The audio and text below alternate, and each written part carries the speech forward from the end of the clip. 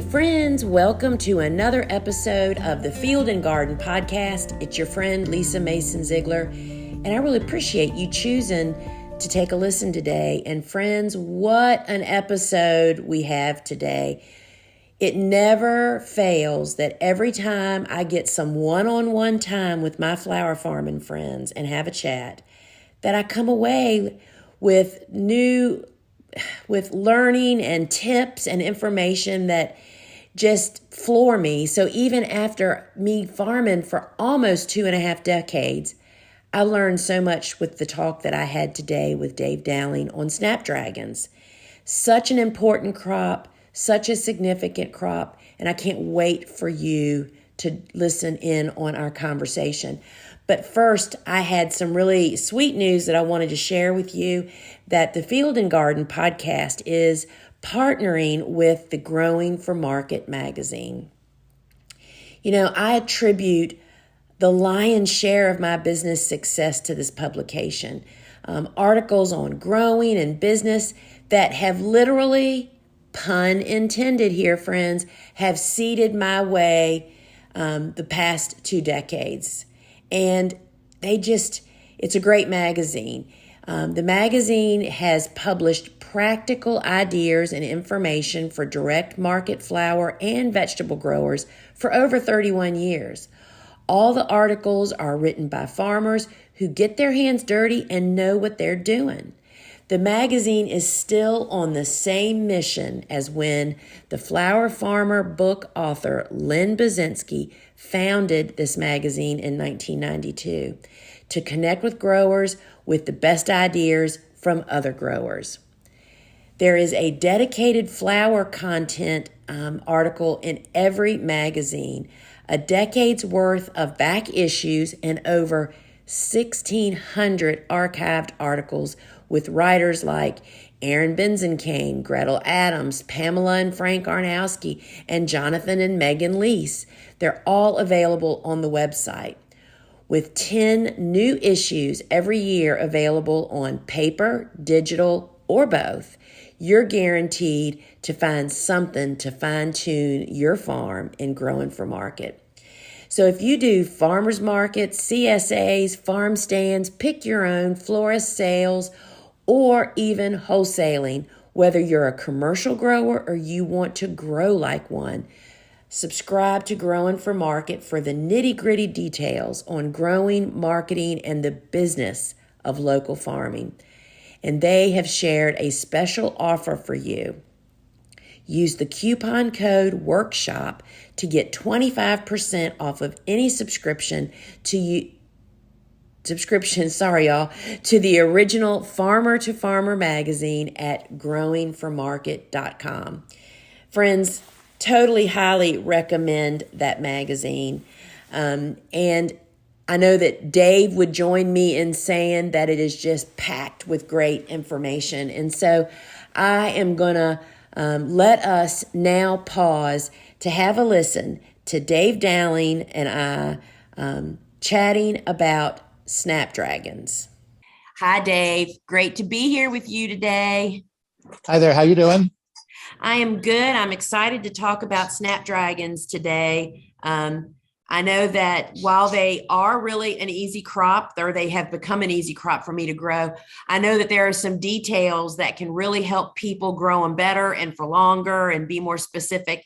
So that's what I'd love for us to talk about today.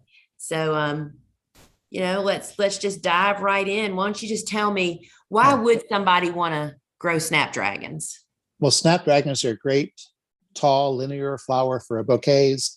Almost every florist uses Snapdragons. So if you can grow a good Snapdragon and sell to your florist, they will buy them regularly every week, which is another reason that Snapdragons should be succession planted.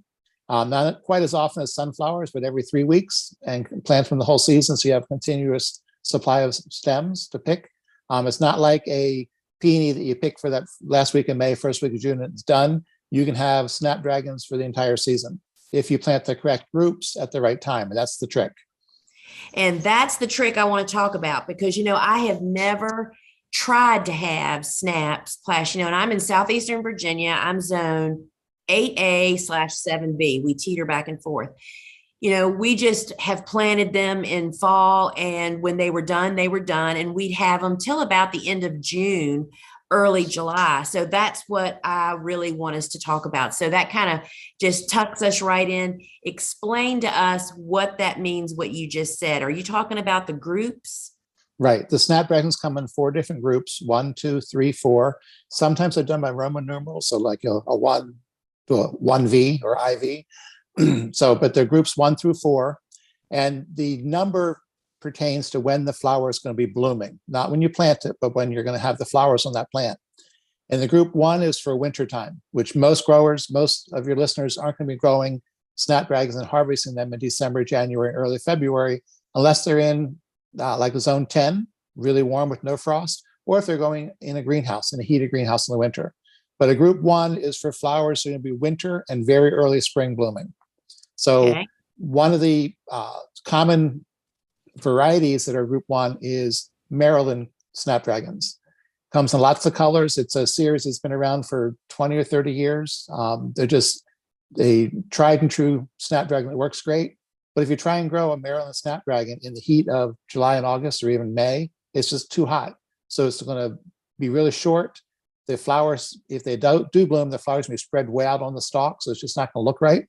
So you don't want to grow it in the summertime. They like the cool weather and the shorter days. It's the day length that makes the biggest difference. So So they're for the winter can I blooming. ask you this about that while because I know this is going to get deep really quick. So if you grow Marylands, so let's just say they're fall planted out in the field. So they're going to be an early bloomer like Chantilly. Is that fair to say? Or If you do a Maryland in the field to overwinter like a cool flower, it's going to be one of the first ones to bloom in the spring. And then do not expect them to rebloom if you pinch them or cut them back because it's just too hot for them in the summer. Okay. And I know you do a lot of Snapdragons. You do them over winter as a cool flower, which that's fine for the early spring blooms. But then if you want Snapdragons good in June, July, August, and September, you need to plant new plants throughout the spring and summer. All right. So what's group 2? Group 2 is for late winter and spring. So in other words, the groups usually overlap a little bit. If you were to look up in almost any seed catalog, it's going to tell you the group number after the Snapdragon name. And it might say 1, or it might say 1-2, 2-3, 3-4, or just any individual number. So some of the Marylands are just group 1. They're best for December, January blooming. Some are 1-2, which are kind of borderline. They can do both group 1, which is December, January, or they can do the January, February, March. But they're not going to like it once you get into April into late spring. It's just too warm for them. All right.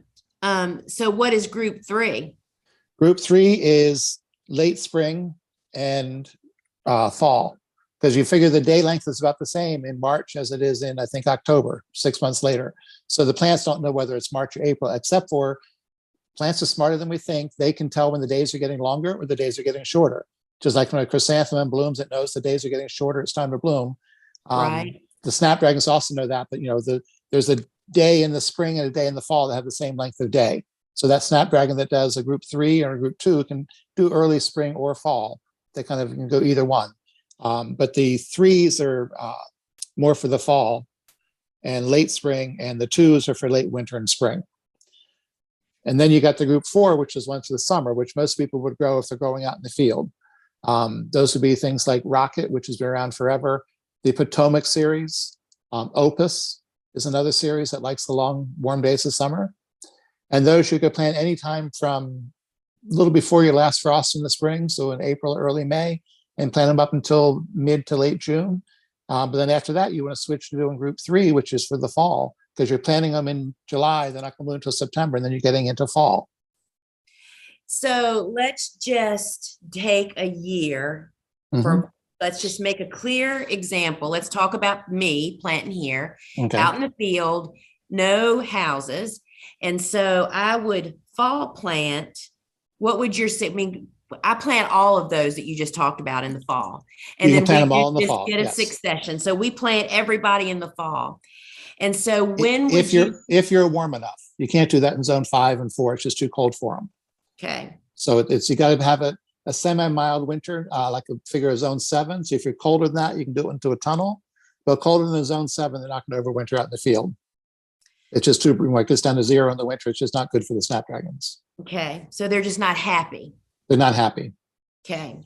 All right. So a fall plant, what I'm going to fall plant, then what you're suggesting is that out in the field, what group would I plant?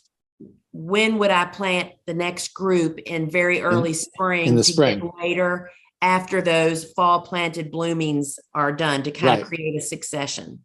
Then you can, if you're growing in a tunnel where you've got warm enough for them to grow, do a group 3, probably in early March.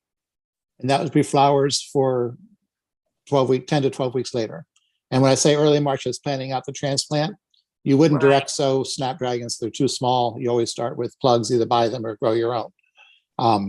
So you start with a group 3, which is going to give you flowers in really late spring. Right. Then by April, late April, early May, you want to be planting group 4, which is your Potomac, Opus, and other summer-loving, heat-loving ones. Okay. And those can be blooming for you then again, 10 to 12 weeks later after you plant them, which is blooming in June, July, and August when it's hot. The days are longer. And then you'll switch back to group 3. Right. Planting that makes sense. Back to group 3, or you also do group 2, but group 3 is better for fall. Planting in late July, early August, and those can get you flowers into the fall. That is going to clear the air for so many people. Right. And but now then there's some Snapdragons that don't give a group. The 2 open face ones, Chantilly and Madame Butterfly, don't have a group, but figure them as a group 2, 3. But I think it's the Madame Butterfly can take the summer heat a little bit better. Chantilly does not like the summer heat. They usually die out and just sit there all summer. Yeah. Yeah. They don't like the heat. They don't like the heat, the long days. All right. So that's the group explanation. And that is I'm sure people are going to be listening to that over and over and over again, trying to figure out how to actually do that. So let's talk about varieties for a moment. I mean, do you have any favorites, or, it sounds to me like we just need to grow a variety of different varieties to have different bloom times. Exactly. You pick the colors you want, and then pick the variety that's the right group, and then the variety within that. So in other words, you can do, you always want to have seasonally appropriate colors. So you don't want to be growing a lot of orange and red ones for June. Those are September, October colors, fall colors. So you want to make sure that you change your colors throughout the season of what you're planting, so you have the right color blooming at the right time. If you can get a Mother's Day crop, you want reds and pinks and whites. You don't want orange for Mother's Day. Orange is for September. Yellow is a spring flower and also in the fall. So you just want to use the right color at the right time of the year.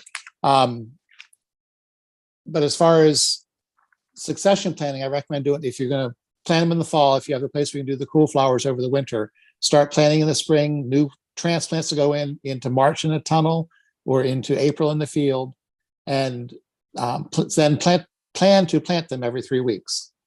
And that way you have a fresh crop. Because there's other question about Snapdragons is whether to pinch or not pinch. Commercially, they don't get pinched. They're grown as a single stem, one really big, thick, tall stem, sometimes 4 feet tall. And as you know, the taller the stem is, the more you can sell it for, the higher the price is. Even though the florist or the customer may cut it down to be 12 inches, if you can sell them a 30-inch Snapdragon, you'll make more money off of it.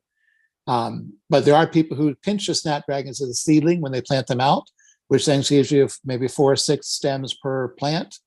But usually not quite as tall and as big as a single stem.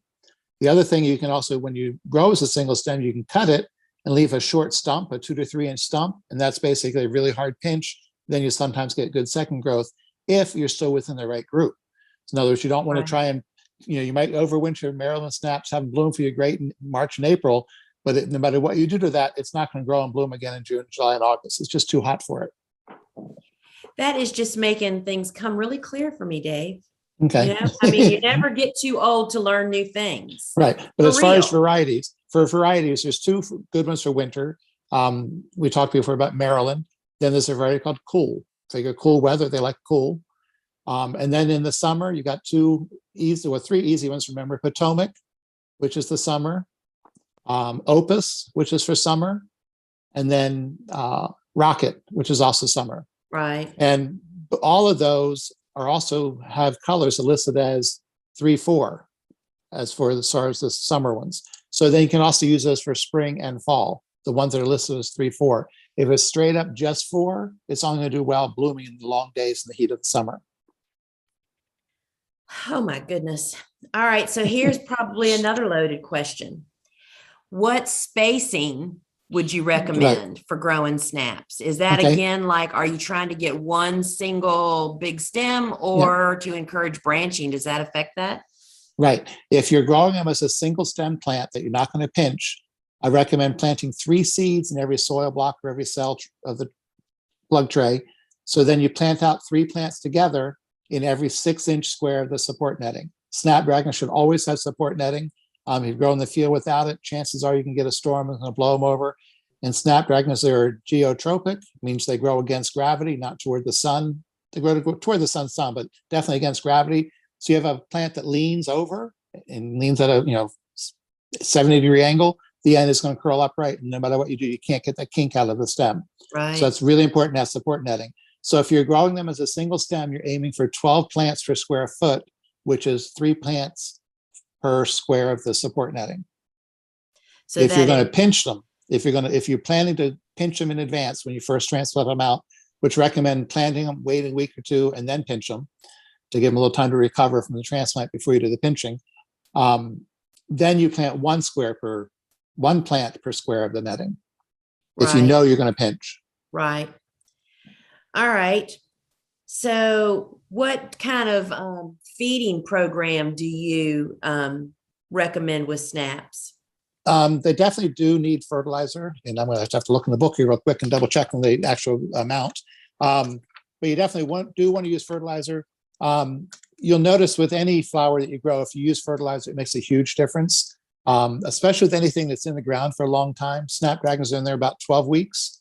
If you have a plant that you know you can be picking off of multiple cuttings, whether it's a Snapdragon you're trying to get to regrow or something like Ageratin that's going to grow and bloom throughout the summer, it's often good to add some more fertilizer once they've been growing for a couple of months, because I always like to say they've eaten everything they can reach, and you got to bring them some more food.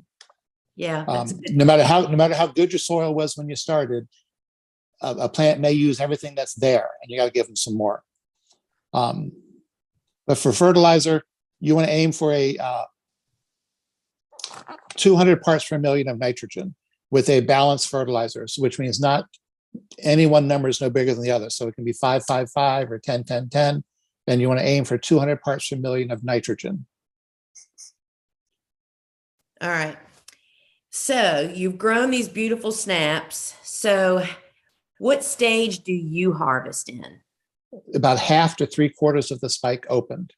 Now, there's something else to think about. If you're growing them outdoors and not in a tunnel or a greenhouse, you have to contend with bees. We've all seen a little bumblebee go up in the Snapdragon. It's so cute to watch them go in there, but they've just pollinated that flower, and within a day or 2, that flower is going to fall off and it's going to start to make a seed pod.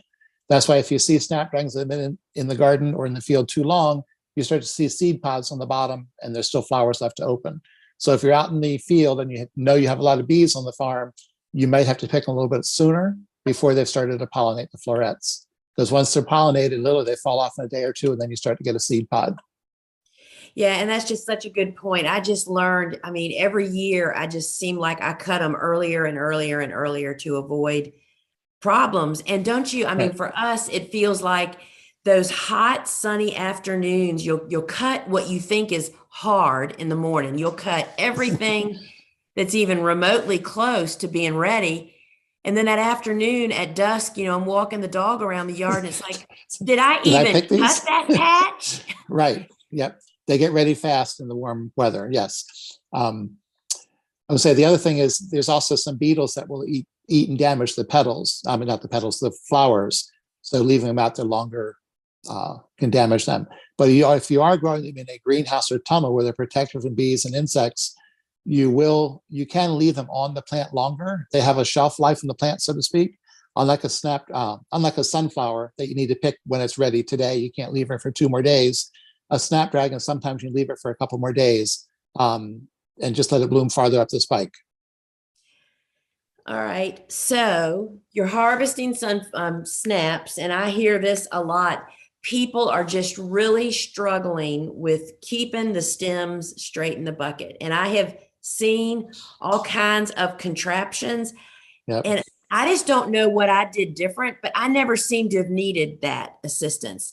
I mean, what did you use anything in your buckets to keep the stems straight? I didn't use anything in the buckets, but I had really tall buckets. I had some 6-gallon buckets that were about Yes. 4 or 5 inches taller. And you basically fill the bucket so they can't lean over. Or if the bucket's not full, you put it in the corner of the cooler and lean the flowers up against the corner so they stay upright. Because as soon as they lean over just from one side of the bucket to the other, that's going to curl up. And once they curl, there's no uncurling them. Yeah, there's nothing like coming out and finding multiple buckets that were a little crooked in the bucket. The stems weren't straight up and down. And there's all no the tips fixing them. and all the tips are curled now, right? And Yeah. you, as the bouquet maker, oh my gosh, you think, oh, well, we can still use it in bouquets. Oh my gosh, my sister would almost like hunt me down and burn me at the stake. They were so hard to use. I mean, Yes. Yep. it's just very, very difficult. But No. I guess the point I want to make is that I've seen a lot of people using a lot of different apparatuses, and that's Yes. fine. However, as you ramp your business up, that is more stuff that has to be cleaned and washed and Right. kept up with. There really is ways to not have to need that. And I just never had to go there. I mean, I've even seen somebody, I can't think of who it was. It might have been the people that make the Percona boxes, have a grid work that they put Yes. over. I think that those are made for Gerber daisies, right? To hang Right. Gerbers on. Yep. But people are using them for other uses. And if the buckets are filled properly and full and tall enough, or- that's the biggest thing. The and buckets tall got to be tall enough. how many short buckets have you seen that the flowers are just splayed out? And not only does it look really bad, it can definitely affect the quality Right. of your stems. So, all right. So we've harvested our stems as, earlier than we probably think that we should. We're going to keep them straight in the bucket at all expenses. So what cooler temperature do you think snaps hold the best at? You want to aim at the 34 to 38 degrees. If your cooler is really accurate, go for the 34, but not if it wavers back and forth and it might freeze. So in other words, if your cooler, goes up and down, has a swing of 4 or 5 degrees, 34 degrees, you might swing down 4 degrees and they'll freeze. So that's why you want to know your cooler, whether it's really accurate and never gets too cold. But the 34 to 38 degrees is good. The other thing I would point out is when you harvest them, you end up taking off most of the leaves, so that all the water goes to the flower. And so here's the other thing I wanted to ask was, do you find that Snapdragons keep their color in storage? They do for a little while, but then they do start to fade. What's a little while? Well, 2 or 3 days are fine, but what happens is as the new flowers open, they don't have any color. And that's partly because there's no sugar in the water. So that's definitely something we're going to use a holding solution on them. But then they should have flower food once they're in the vase or getting ready to sell them. Otherwise, the Lisianthus is the same thing. Lisianthus in plain water, blue Lisianthus or purple, the buds will open up almost white without having sugar or flower food in the water. And so that'll be the other thing that we just didn't even talk about. So what is the conditioning? I mean, I know that we use CVB tabs, the chlorine tablets in all of our harvest buckets, just as a general practice. And then we move to holding solution if we have to hold them, or holding solution would go to our florist in their buckets packs, because they're going to hold them until they sell them, with ultimate use of fresh flower food. Did you find that to be the best practice? Yep. Like with any flower, clean water is the most important thing. So start with clean buckets. Use the chlorine tablet's great to sanitize your water, especially if you're on well water, because you may think your water is clean, but it's really not as clean as you think, because that really makes a difference. Then use the holding solution, which also helps keep the water clean and keeps out the bacteria, because bacteria is what does them in. Yeah. And you saying that about using it to clean the water, I think the most eye-opening experience I had as a young farmer is when I hooked up irrigation, and the irrigation had to have a filter because it was a slow drip, gravity driven. Oh my gosh. And I have that's city and well water. I've done it both ways. It's fascinating how much stuff is in our water, in the water. that you just don't see. Yep, And exactly. And that stuff is what clogs our stems up, right? I Right. mean, Yep. that and microscopic stuff. One other thing I want to point out is though is that also because the Snapdragon is a spike flower, it is somewhat ethylene sensitive. So Yes. like delphinium, larkspur, all those. So that's another reason that you would leave them on the plant longer rather than leave them in your cooler longer. So in other words, don't pick them on Thursday to sell them on Saturday. They'd be better off on the plant for one more day, as long as they're not getting damaged from insects or anything, than to put them in the cooler for an extra day. Because in the Right. cooler, it builds up ethylene and it causes the flowers to go bad sooner.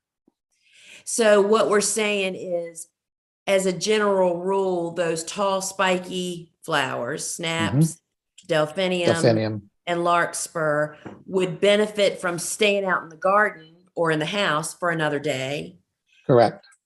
then cutting it. So those would be great. I mean, that kind of helps even to spread your harvest out, Right.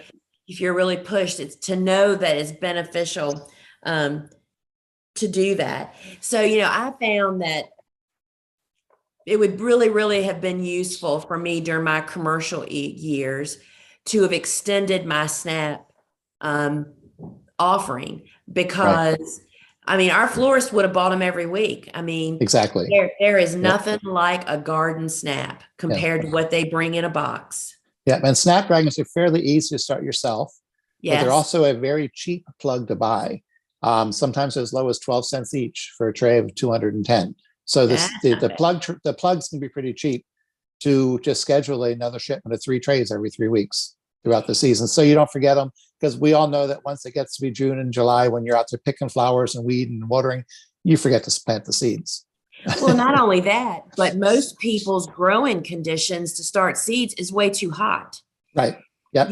And that's another point. So, and I mean, it's like what I think is not obvious to everybody is that you don't have to say, I'm going to order a whole year's worth of Snapdragon plugs.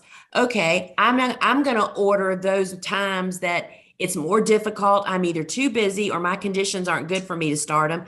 I'll start my own until April, and then we're going to start having plug trays show up. I mean, that is Right. like a smart business decision. Yep. Yeah. In my Especially because, like I said, they're one of the cheapest plugs out there.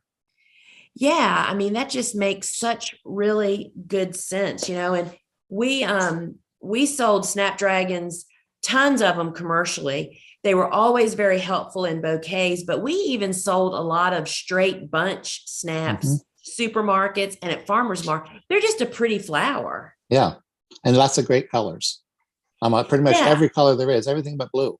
There's purplish, red, yellow, orange, white, And every I color. really got a fascination with I love opus, the Hmm. multicolored on one bloom. That's Yep. really a really beautiful one. And I also, and you just don't see it very often. And I don't even know if you even have you ever grown one called Snappy Tongue? Not familiar with that one. No. It's a later, it bloomed after rocket for me. And it's almost like a part rocket with a part madam butterfly. The Okay. edges are kind of ruffled, but it's not a full double, but you can only get it in a mix. I've never been able to find it as a solid color. But there is people just love all of those different shapes of flowers and colors. Yeah. It's just a great flower to add to your lineup. Yeah. And I And if think you are, I was gonna say, if you are selling to florists, it's very rare that they would ever find the double Madame Butterfly or Opus, Madame Butterfly or Chantilly at the wholesaler. So they sometimes don't even know what it is. They've never yeah. seen it before. And that's a good point to bring up. So in my offering of those flowers, I mean, back when you and I were doing it, it was dinosaur days, right? So I didn't sit, my florist customers didn't see pictures of the flowers I was selling. Right. They saw a printed list. I wouldn't even list necessarily the name of the Snapdragon. I listed them by color because they Right. could really care less. I mean, and it confuses them. I think it's like, if I put peach or apricot snaps and I could put and sometimes I even mixed whatever was blooming in that color, together Mhm. in that to have shades. So I think that there's a lot of opportunity in snaps. And that's why I really wanted to talk to you, because I know the group thing is really, really confusing. I understand exactly what you're saying, but it doesn't just flow out of me like it flows out of you. Right. It's confusing, but very important. It's very, very important. And I think it would be just a really, really big help for people. So, Dave, thank you so much for opening our eyes to Snapdragons more. Always great. Great to talk with you. Well, friends, I hope that the group numbers are a little clearer for you after having a listen to this chat that I had with Dave. And you know what, friends? This is a great example of the kind of teaching that Dave does in his online course, Bulbs, Perennials, Woodies, and more. That is in the Flower Farming School online series. You can learn more about Dave's course over at thegardenersworkshop.com. You can also sign up to get on his wait list. Registration only opens once a year for 5 short days, and that happens in June. And then the course starts in July. And you can connect with us over there at thegardenersworkshop.com to learn more. And when you sign up on his wait list, that means you also get the free resources that he does from time to time to kind of give you a taste of what's to come and his teaching style. So, folks, until we meet again, I hope you're enjoying the Field and Garden podcast. Ciao.